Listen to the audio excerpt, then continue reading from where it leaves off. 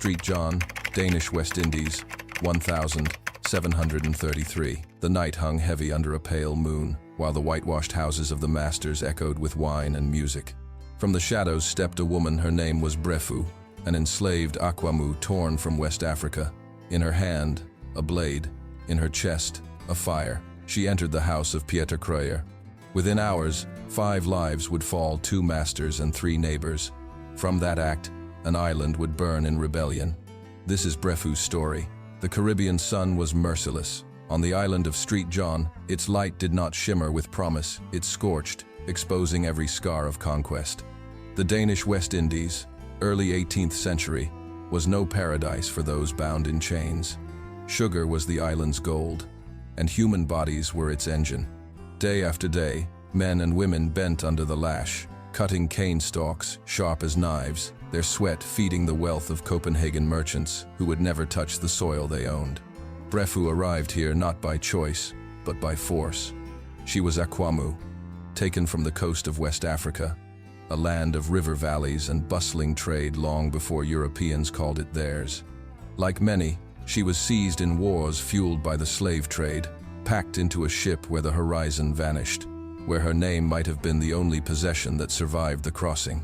On Street John, chains did not end with iron. They were woven into daily rituals, waking before dawn, laboring until night, eating only enough to endure, living only enough to produce more labor.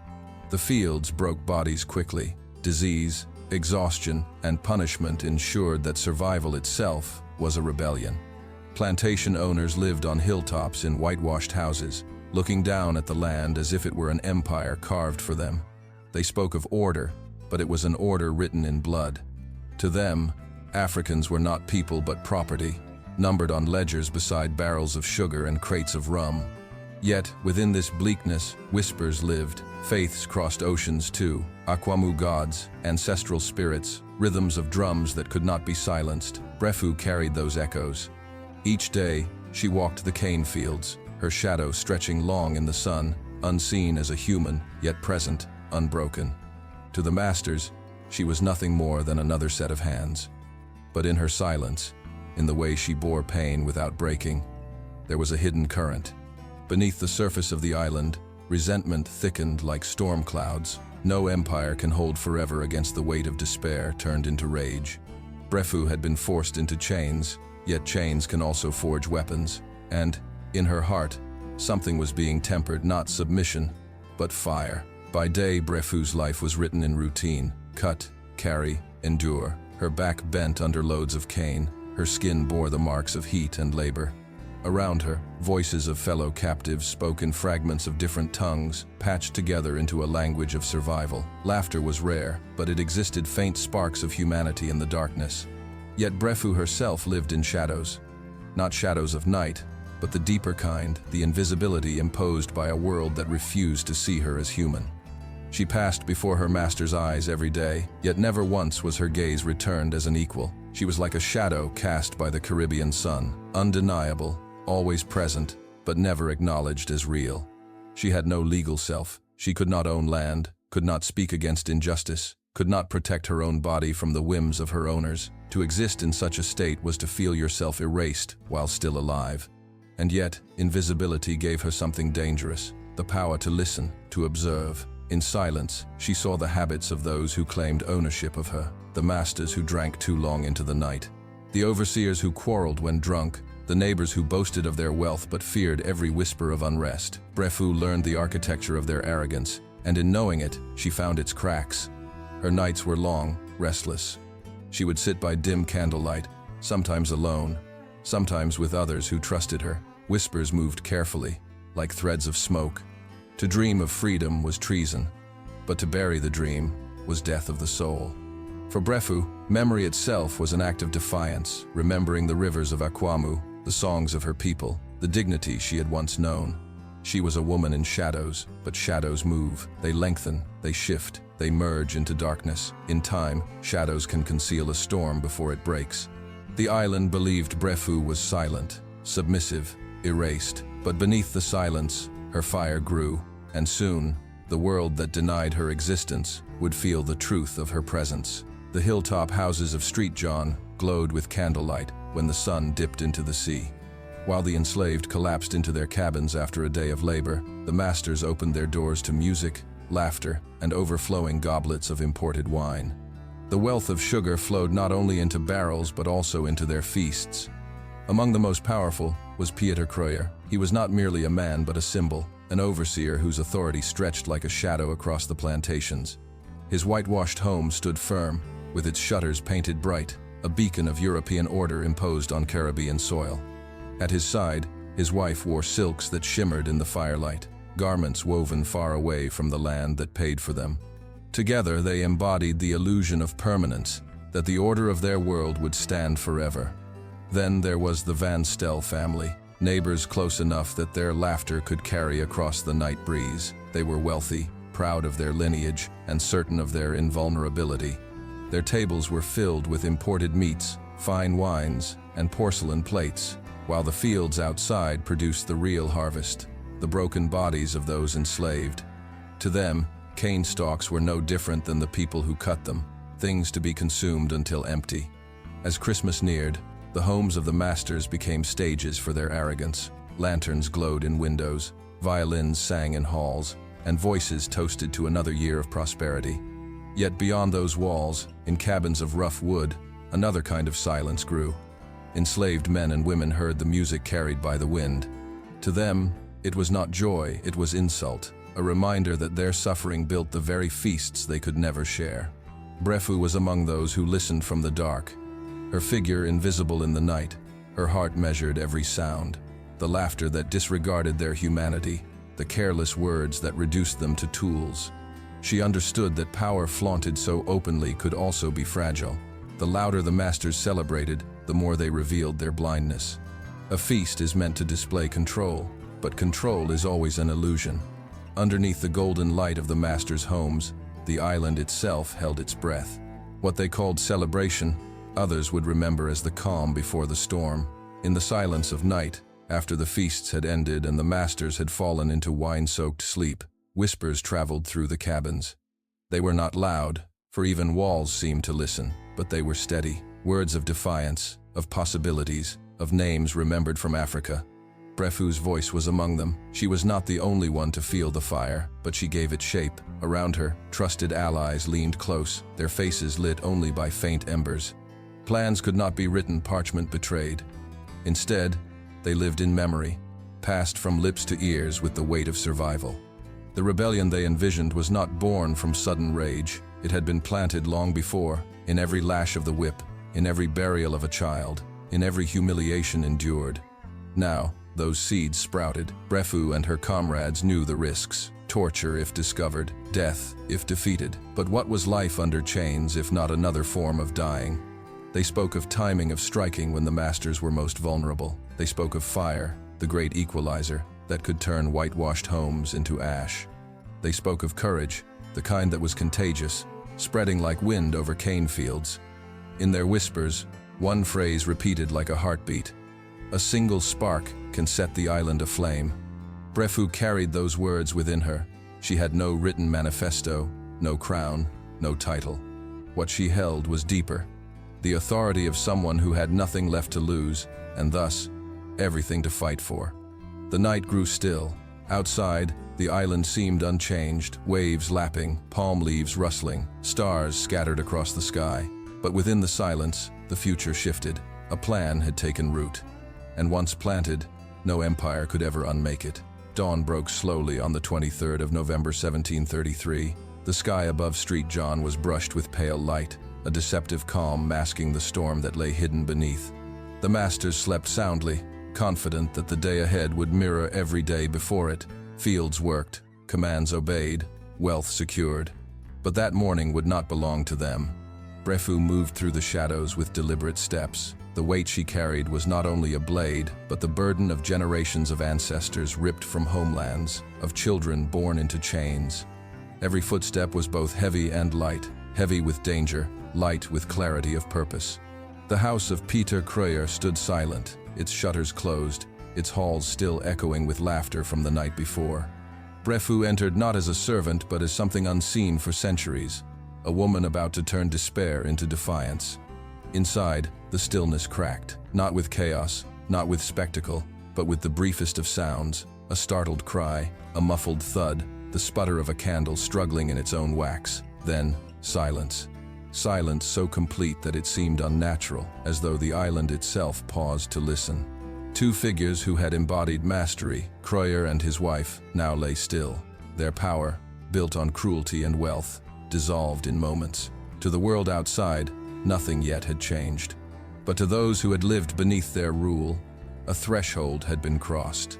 Brefu emerged not with triumph but with resolve. This act was not an end but a beginning. She was no longer only an enslaved woman from Aquamu. She had become a signal, a spark. In the cabins, whispers stirred. Something had happened, something unthinkable, something that proved chains could be broken. Fear mingled with exhilaration. Hope, fragile but undeniable, spread like the first tendrils of fire through dry cane fields. The island had woken to a different reality, and once awakened, it would not sleep again. The night had given Brefu her first strike. Now the morning carried her to another. The Van Stel house loomed close, a mansion of pride and arrogance. Its walls held wealth, portraits of ancestors, possessions imported from Europe, objects meant to remind the enslaved of distance, of power beyond reach. But walls, however thick, could not shield against the tide rising beneath them. Brefu led her allies toward the house, with the certainty of someone who no longer feared death.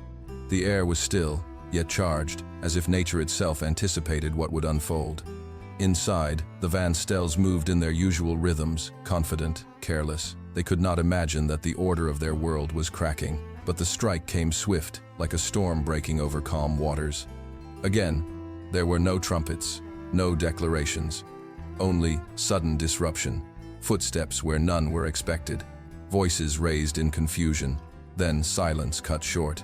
3 lives ended, and with them, the illusion of safety that had guarded every master's home on the island. The effect was greater than the act itself. Fear rippled outward, across hills and fields, carried on whispers and rumors. If one house could fall, then all could fall. If one enslaved woman could lead a blow against her masters, then chains were no longer unbreakable.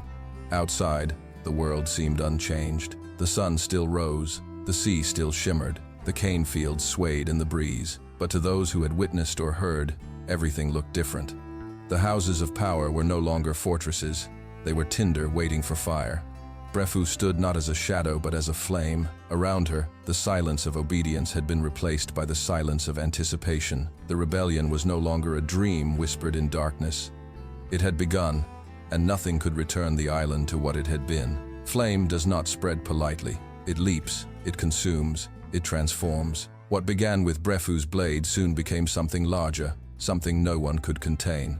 Word of the strikes against the Kreuers and the Van Stels moved faster than the sunrise. By midday, whispers had turned to shouts, and the island itself seemed to tremble. Plantations that once echoed with the crack of the overseer's whip now thundered with the sound of footsteps, men and women breaking free, joining the tide. Sugar fields that had swallowed sweat and blood for years now erupted in fire. Cane stalks, tall and dry, caught quickly, sending smoke curling into the sky like dark banners of defiance. For the enslaved, the rebellion was more than vengeance. It was the sudden taste of air unchained. Some seized tools of labor, machetes, axes, torches, and turned them into weapons. Others carried nothing but their voices, crying out in unity, proof that they were not shadows but people, alive and unyielding. Forts and outposts shook. At Coral Bay, rebels seized a garrison, raising their flag over a stronghold that had once symbolized foreign rule. Masters who had long spoken with authority now cowered, sending desperate calls for aid across the sea. Danish officials, stunned by the speed and ferocity of the uprising, realized their colony was crumbling beneath them. Brefu stood at the center, no longer hidden in shadows but elevated in the eyes of her people. Though she had no crown, no throne, she held something far stronger, legitimacy born from action. She had struck first, and in striking, proved that resistance was not only possible, it was inevitable. The island blazed not just with fire but with meaning. Every field lit, every plantation seized, was a sentence rewritten in the book of history. For once, it was not the masters who defined the story. It was the enslaved, carving their truth into the soil with flame. The rebellion did not make promises of victory. It was raw, precarious, and dangerous. But for those who lived through it, even a single day of standing free was worth more than a lifetime in chains. Street John, once a jewel of the Danish crown, now glowed under smoke and fire. And though empires would send ships and soldiers, the island would never again be the same. Empires, however, do not surrender easily. News of the uprising traveled quickly across the sea. From Street Thomas, from Guadeloupe, from far-off Denmark itself, orders were given. Crush the rebellion, no matter the cost. Ships appeared on the horizon, their sails pale against the sun. Soldiers disembarked, Danish and French alike, marching in rows, muskets gleaming. They carried not only weapons but also the weight of Europe's pride, determined to prove that no colony could rise against its masters. The rebels, though fierce, were outmatched. They had courage, numbers, and the will to fight, but they lacked the endless powder and steel that foreign armies brought. Yet they did not surrender. Instead, they moved into forests and hills, places where the terrain itself could become ally. Paths twisted, trees shielded, caves offered refuge. The land that had once been a prison became a battleground. Gunfire echoed across valleys. Smoke from muskets mingled with the lingering haze of burned plantations. Each skirmish was costly. For every soldier who fell, rebels fell too, some taken, some cut down, many captured only to face horrors worse than death. Still, Brefu pressed forward. She understood what was at stake. This was not merely a fight for freedom, but a statement against the very system that had stolen lives for centuries. To fight, even in the face of certain defeat, was to deny erasure. But the hunters pressed closer. European flags rose again over captured forts. Patrols swept through villages and cabins, dragging survivors into chains. Fear spread, not of rebellion itself, but of its suppression. The tide was shifting. Yet even as the armies advanced, the rebellion left scars that no musket could erase. Houses once symbols of power now stood in ruins. Fields once green with cane now black with ash. And in the hearts of those who fought, a truth remained. Chains could be broken, if only for a time. The hunters thought they were reclaiming order. In truth, they were chasing shadows, for the rebellion had already burned its way into memory. The forests of Street John had become both shield and prison. For weeks, Brefu and her allies evaded capture, striking when they could, vanishing when the soldiers pressed near. Yet the net tightened with each passing day. The Danish and French forces, armed with cannons and muskets, advanced steadily, determined to smother the rebellion. For Brefu, every sunrise carried the same weight. Fight, retreat, endure. She knew the rebellion could not last forever. Supplies dwindled, safe places shrank, and allies were hunted down one by one. Yet, even as defeat loomed, surrender was unthinkable. To live again in chains was a death more unbearable than the grave. At last, surrounded in a ravine with 23 companions, the end came into sight. The soldiers drew closer, their shouts echoing through the trees, their boots crushing leaves like a drumbeat of conquest. The rebels looked to Brefu, not with despair, but with a kind of solemn clarity. She had led them this far. She would lead them to the end. There are moments in history when silence speaks louder than words, when an act of refusal resounds across centuries. Brefu chose that silence. She would not be paraded through streets as a captured criminal, nor displayed as proof of European triumph. She would leave on her own terms, denying her enemies the satisfaction of spectacle. One by one, those gathered around her followed her choice. It was not defeat, it was declaration. In their final moments, they proclaimed with their very lives, "We do not belong to chains." When the soldiers reached the ravine, they found only stillness. The rebellion's leaders had slipped beyond their grasp, vanishing into the only freedom left to them. Muskets and bayonets could not claim victory. The cost had already been paid. Brefu's body was never honored, never given a grave with a name. To the Danish, she was only a rebel, erased from record. But in truth, she became something far greater, an ember in the memory of a people, a spark that empires could not extinguish. Her last stand was not measured in territory won, but in dignity kept. On that day, Brefu proved that freedom is not only a place or a possession, it is a choice, even in the face of death. History records the rebellion of Street John as a disturbance, a crime against empire. Officials marked it with numbers, plantations lost, barrels of sugar destroyed, soldiers killed. Yet behind the ledgers lies another truth, names like Brefu's, spoken not in ink but in whispers, in memories passed from generation to generation. She left no statue, no grave, no monument. The colonizers erased her from their chronicles, but erasure is never complete.